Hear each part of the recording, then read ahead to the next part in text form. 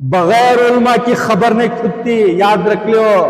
उलमा बैठो है ना दफन करे तो छा, उलमा फिक्र कर को लीडर बनेंगे बोल तो सोचे तो उलमा के खिलाफ बोलती ना जी मुजाहिद भाई, हम ना फिक्र है जी वो उलमा को अगेंस्ट बनाती उलमा को मारने के वास्ते। शर्म आना तुम ना, रूहानी माँ बाप उलमा उलमा की बेइज्जत करती तुम्हें, शर्म आना तुम ना। जैसे अरे घरे जाते हैं वहां पे जाके ये गाड़ी ढकल कर फोटो ले लेना, शो करना वहां पे। अस्सलामु अलैकुम वरहमतुल्लाहि वबरकातुह। पैवस्ता जुमा हज़रत मौलाना मुज़म्मिल साहब रशादी दामत बरकातुहुम के बयान को लेकर कुछ अहबाब ने उसका तरदीद किया, बल्कि उसका तकज़ीब किया और फिर उसके मुखालफत की, और फिर जो उन्होंने कहना चाहा वो वीडियो आया है और भी कई मुख्तलिफ़ वीडियो उन्होंने बनाए हैं। जहाँ तक हज़रत मौलाना मुज़म्मिल साहब रशादी दामत बरकातुहुम का बयान है, उन्होंने अपने उस मुकम्मल बयान में हज कमेटी के मुताल्लिक़ चाहे ज़िम्मेदार हों या फिर हज कमेटी में खिदमात करने वाले हों, उनमें से किसी की तौहीन उन्होंने नहीं की है। ज़िम्मेदारों की खिदमत को सराहा है और फिर जितने अहबाब वहाँ खिदमत करने वाले हैं उन खिदमत करने वालों की भी तारीफ़ की है। जो बातें और जो अल्फाज उन्होंने इस्तेमाल किए हैं उसमें से एक मुख्तसर क्लिप निकाल करके उसे बाद में उछाला गया। मेरा ख़्याल है कि अगर उसे न उछालते तो बात इतनी न बढ़ती जितनी आज शहर में फैली हुई है। तो बेपर्दगी को लेकर जो बातें कही गई हैं, लहजा और अल्फाज तल्ख़ हो सकते हैं, अब उसे बजाय उछालने के उस पर संजीदगी से अगर गौर किया जाए तो उसमें ज़िम्मेदारों के लिए एक काम रहेगा। उसे गौर से सुने और देखे। मिसाल के तौर पर अब वहाँ बेपर्दगी है तो अब आगे हज कमेटी के जितने भी ज़िम्मेदार अहबाब हैं वो अगर ये फ़ैसला कर दें, ये तय कर दें कि आइंदा हज कमेटी के जितने भी अफराद हैं सब मिल कर के ये फ़ैसला लें कि जितनी भी औरतें हैं अपने रिश्तेदार हुज्जाज किराम को रुख़सत करने के लिए हज भवन पहुंचती हैं, वो पूरे पर्दे के साथ आएँ, निक़ाब के साथ आएँ, हिजाब के साथ आएँ तो बात ख़त्म हो जाएगी। यकीनन बेपर्दगी आज रोकना मुश्किल है, उलमा सिर्फ बता सकते हैं। जो उन्होंने बताया लहजा उसमें ज़रा तल्ख़ हो सकता है, अल्फाज ज़रा उसमें तल्ख़ होंगे। शरीयत के रूह से अगर उस बयान को देखा जाए तो जो मौलाना मुज़म्मिल साहब ने कहा है वो बेपर्दगी की निशानदही की है यकीनन। लेकिन अगर बेपर्दगी है तो है, और बेपर्दगी को आज रोकना हर जगह, शादी महलों में, मॉल्स में, रेलवे स्टेशन में, पुलिस स्टेशन में, हर जगह ये चीज़ है, लेकिन सब का इख्तियार वहाँ नहीं चलता। हज भवन एक ऐसी जगह है जहाँ हज कमेटी वाले और जितने ज़िम्मेदार अहबाब हैं अगर वो तय कर लें, फ़ैसला कर लें कि जो ख़वातीन, जो औरतें हिजाब के साथ आएंगी उन्हीं को यहाँ दाखिला मिलेगा तो बात पूरी तरीके से ख़त्म हो जाएगी। और फिर रही बात तौहीन की, तज़लील की, ऐसा कुछ भी ना उन्होंने हज कमेटी वालों की, ज़िम्मेदारों की, किसी की ना तौहीन की है न तज़लील की है, बल्कि उन्होंने एक गलती उसकी निशानदही की है। उस गलती को अगर दूर कर लिया जाए तो बात ख़त्म हो जाएगी। और फिर दूसरी बात इसमें यह है कि उलमा का नज़रिया एक मसले में मुख्तलिफ हो सकता है, हर ज़माने में रहा है। एक मसला किसी के पास जायज़ है, किसी के पास नाजायज़ है, नज़रिए का इख्तिलाफ हमेशा रहा है, हर दौर में रहा है। अब मौलाना मुज़म्मिल साहब ने उसको मुनासिब नहीं समझा, उन्होंने अपने बयान में उसे पूरे तरीक़े से खुलकर आबोताब के साथ कहा है। और रही बात उनकी इस बात की तरदीद अगर उलमा करते हैं तो बराह रास्त उन पर फ़ोन से रब्ता करें या बराह रास्त बिलमुशाफ़ा मुलाक़ात करें, उनसे गुफ्तगू करें। वो अपनी पूरी बात सामने रखेंगे तो सबके सामने बात खुल कर आएगी। और बजाय इसके कहीं से किसी और ने वीडियो बनाया, कहीं से किसी और ने वीडियो बनाया, तो ये जहाँ तक है बहुत ही नामुनासिब है। इसलिए उस बयान को पूरे तरीक़े से, जिन अहबाब को मौलाना मुज़म्मिल साहब की इस बात से इख्तलाफ है, मैं उनसे गुजारिश करता हूँ वो बयान पूरा सुने। उससे जो क्लिप गर्दिश कर रही है चारों तरफ, उससे पहले का बयान शुरू से सुने, फिर उसके बाद का बयान आखिर तक सुने। उसमें मौलाना ने हज कमेटी वालों की खिदमत को अच्छे तरीके से सराहा है, खिदमत करने वालों को भी उन्होंने उभारा भी है और फिर जज्बा भी दिलाया है, उनकी तारीफ़ भी की है। और फिर उनको जवाब देने वाले मुख्तलिफ़ अल्फाज में, बेतुके लहजे में और फिर उलमा की शान में गुस्ताखी करते हुए, ये बहुत ही नामुनासिब है कि जो आदमी उलमा की तौहीन करता है, तज़लील करता है, उसका अंजाम अच्छा नहीं होता। न उसकी दुनिया अच्छी होती है, ना आखिरत उसकी अच्छी होती है। जितने भी अहबाब जो उलमा नहीं हैं, अवाम में से हैं, उन्होंने मुज़म्मिल साहब की शान में गुस्ताखी की या फिर उन पे उंगली उठाई या बेतुके अल्फाज इस्तेमाल किए, मैं नहीं कहता कि वो माफ़ी मांग ले। अगर माफ़ी मांग लेते हैं तो अल्लाह ताला उनकी दुनिया और आखिरत अच्छी कर देंगे। अगर वो माफ़ी नहीं मांगते तो वो ख़ुद अपना अंजाम देख लेंगे। और फिर जिन उलमा ने हज़रत मौलाना मुज़म्मिल साहब से की इस राय में इख्तलाफ किया है, उलमा को इख्तलाफ करने का हक़ है।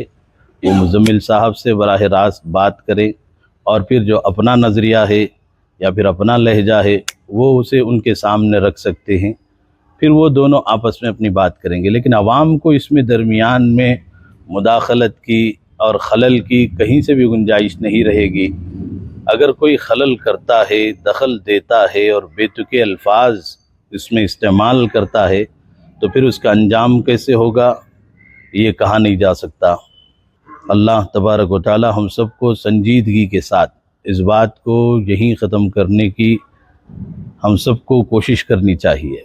सबसे पहले मेरा जो मसरूफ़ियत था, मैं सफ़र में था। मैं जब सफ़र से आने के बाद शहर में जो ये उलमा के बयानात को तोड़ मरोड़ कर बाहर पेश कर जो इंतशार बना कर हैं, वो देखकर बहुत अफसोस और दुख हो रहा है कि हज कमेटी जो हज घर है, जब यतीम खाने में जो शुरुआत हुई, अल्हम्दुलिल्लाह माशाल्लाह अच्छा था।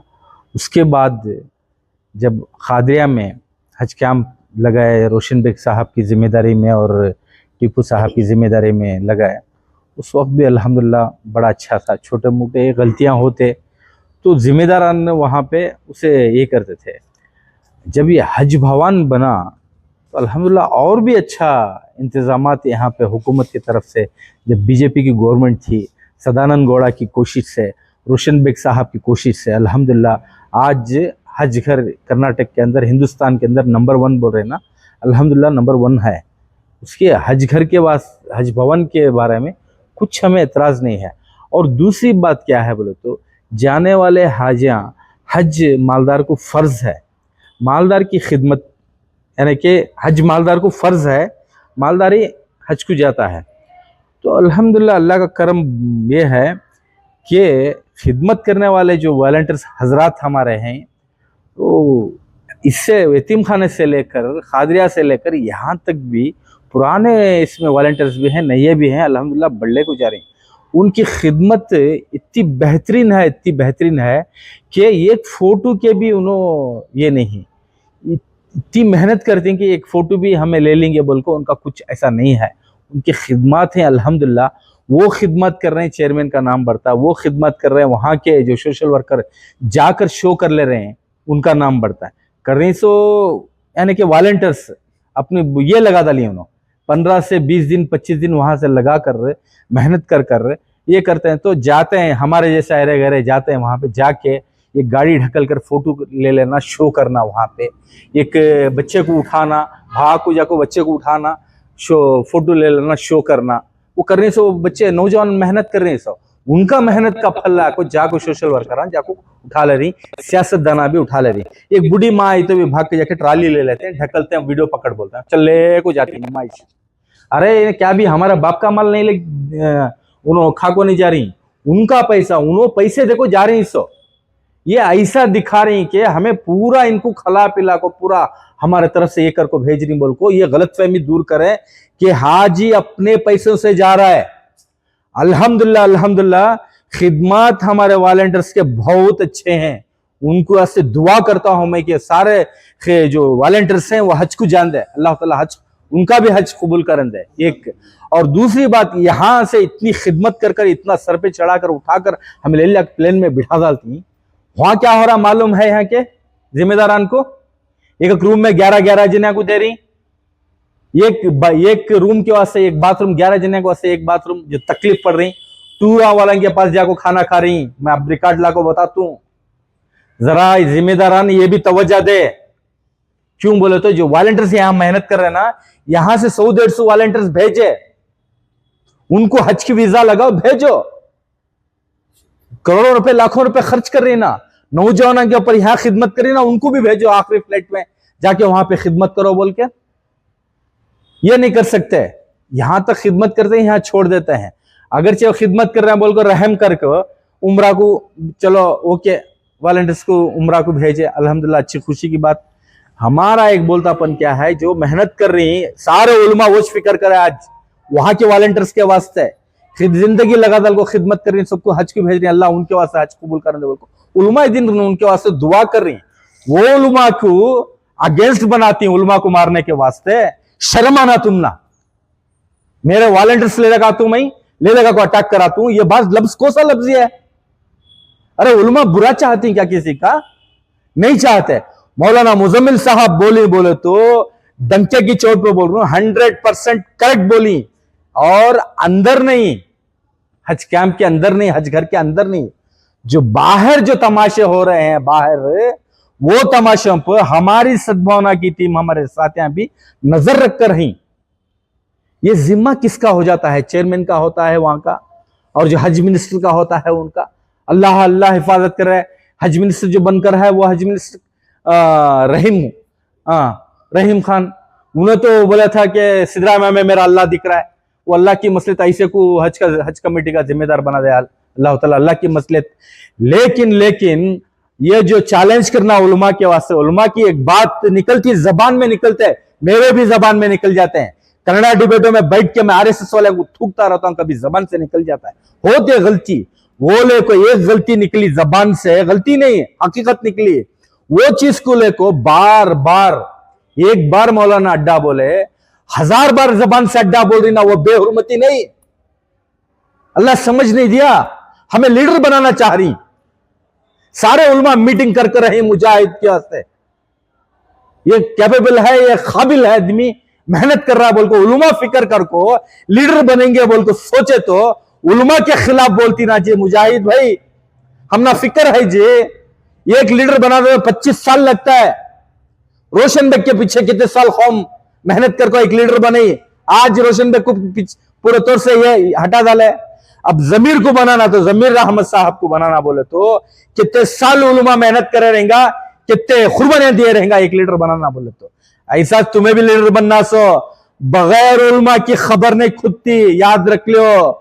उलमा बैठ को है ना दफन करे तो छा, दरूद पढ़ को अंदर, ये आयत पढ़ को अंदर दफन करे तो अल्लाह कबूल करता सो।